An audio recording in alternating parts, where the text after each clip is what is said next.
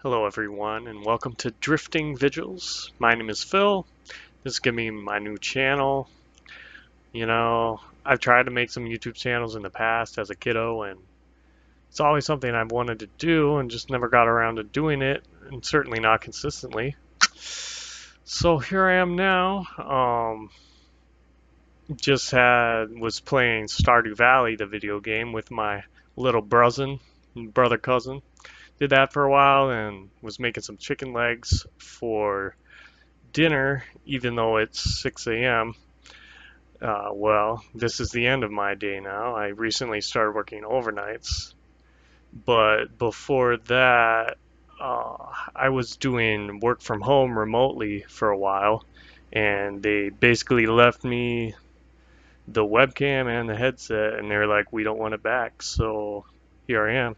Wonder if they're listening though. You never know, especially in 2026, who might be listening in. Maybe I'm just paranoid, but I also think it's kind of funny. But anyway, um, the name for the title was inspired by just how things come and go in life as far as drifting goes. Like clouds drifting through the sky or smoke drifting and then dissipating.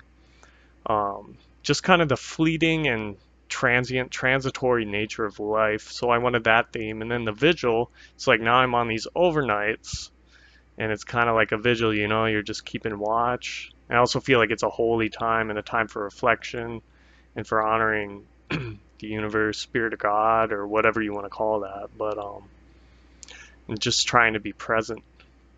So that's the first part of things, which is the name. And then my intention for this channel would be kind of just do monologues like this, but maybe with no specific goal in mind. And maybe there'll be a lesson by the end. I'm also part of a motivator of this is kind of seeking out like-minded people, seeking out more community or more of my tribe, so to speak, people who, you know, just kind of see the world in a similar sort of light. So that's something I have hopes in discovering as well, to see who might want to watch these, what made them interested in it, what kind of led them, how did we meet at this juncture in time and space, so to speak. So yeah, my next video, I think I'm gonna do a story about a kind of eventful night going out to a bar, like a real degenerate, or maybe just your average modern day American. So, but what I want to do is I want to journal. Um, I want to journal some more specific details because right now a lot parts of it are very fuzzy in my mind. I want to see what more I can remember before I then deliver the narrative. And that's another thing I've struggled with, or something I want to work on, I should say, is just connecting the threads of different narratives and relationships. Because I know that I'm neurodivergent. I don't know specifically in which ways, but I definitely know that's a part of things. And so I just kind of like process reality through a slightly different filter. And so trying to work on some of those, differences, I don't want to say deficiencies, but sometimes I feel that way, but more so it's just like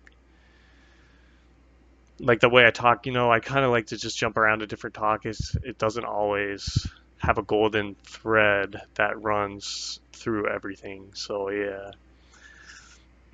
Yeah, I honestly, someone gifted me that blanket and my wall was too bare and I'm like, I need something up in here. Probably the sides will get some more action going there as well eventually. Some of it's just off camera. But yeah, it was a gift and then I totally forgot who gifted it to me, so sorry. But I just think it's funny now I'm doing these overnight nocturnal shifts and now I'm like, I wonder if one night I just randomly turn into a werewolf or something like that. It could keep things interesting. You never know. Never know what life might throw at you. So if one night I just randomly transform into a werewolf, it's like, can't say I didn't warn you. Can't say I didn't warn you. But anyway, viewers, thanks for checking out my brand new YouTube channel. Um, oh, there was one more thing I wanted to say. So I've done a lot of theater throughout my life, or drama, plays, and something I've always wanted to do is do more of a public speaking thing.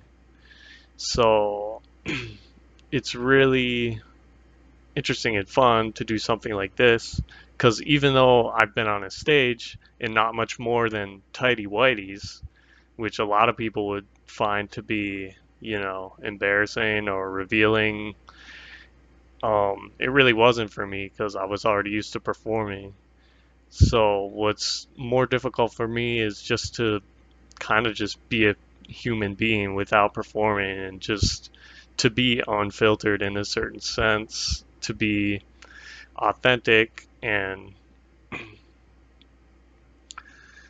to be searching in these drifting vigils for maybe parts of me I didn't always see that were there, or you know reflecting on interactions with people and trying to delve into and garnish some greater meaning from it all.